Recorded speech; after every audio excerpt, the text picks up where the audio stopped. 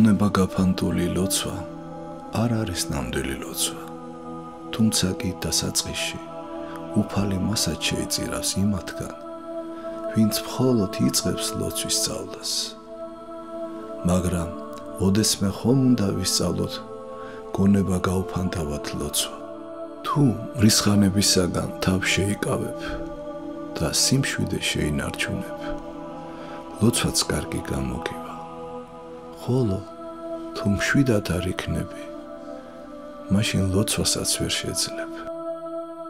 მრისხანებაში ყოფი ადამიანის ლოცვას ღმერთი არ შეიწირავს და ასეთ მლოცველებს უფალი გათასცემს უწმინდურ მსახურებს, ესე იგი დემონებს, რომლებიც მათ სულიერი ნადიმიდან, ესე იგი ლოცვიდან, განდევნიან საქორწინო ნადიმის მიღმა, ცარიელ ზოგჯერ კი საზისღარ გულისთქმათა წყდიაჩი და ასე გაგრძელდება მანამ, სანამ არ დამდაბლდებით, სანამ მთელი გულით არ დავღვრით სრემლეს ღვთის წინაშე, არ მიუტევებთ ყველას და ყველასგან არ ვითხოვთ მოტევებას, ერთი სიტყვით სანამ არ მოვიპოვებთ სულიერ სიმშვიდეს, რადგან ნათქვამია, სულიერი სიმშვიდე ღვთის განსასვენებელია.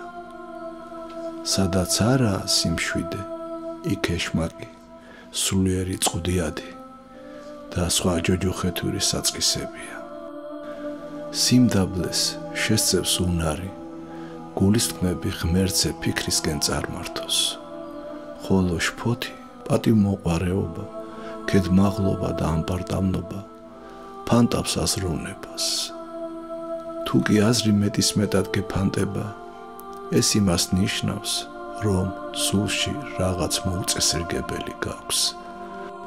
მაშა სადამე, მტერმა შეძლო შენ სულში შეღწევა. ამიტომ უფლის წინაშე უნდა შევინანოთ და ვითხოვოთ შენდობა და შეწევნა. უნდა ვეძებოთ ამის მიზეზები. ზოგჯერ ამის მიზეზია თუ მრისხანება არა, ზედმეტი ფუსფუსი, წუთი სოფლისადმი, მიჯაჭვულობა, ხანგრძლივი ყოფითი საუბრები და მოყვასის განკითხვა. კარგი ყურადღებიანი გულიდან ამოსული ლოცვა არის ღვთის სასუფევლისაკენ მიმავალი გზა, სასუფევლისაკენ, რომელიც ჩვენშია.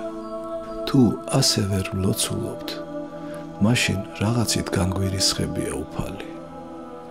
თვალყური ადევდნენ შენ თავს, შეინარჩუნე სიმშვიდე, მალე შეურიგდი ყველას, ხშირად აღიარე ღვთის წინაშე შენი ცოდვები და განცდები. მოიქეცი სინდისიერად, მაშინ თავსაც კარგად იგრძნობ და ცხონდები. უშრომელად ვერაფერს მიაღწევ, იღვაწე უფლისთვის და ცხონდები. აქაც კარგად იქნები და სიკვდილის შემდეგაც შეხვალ მარადიულ ნეტარებაში.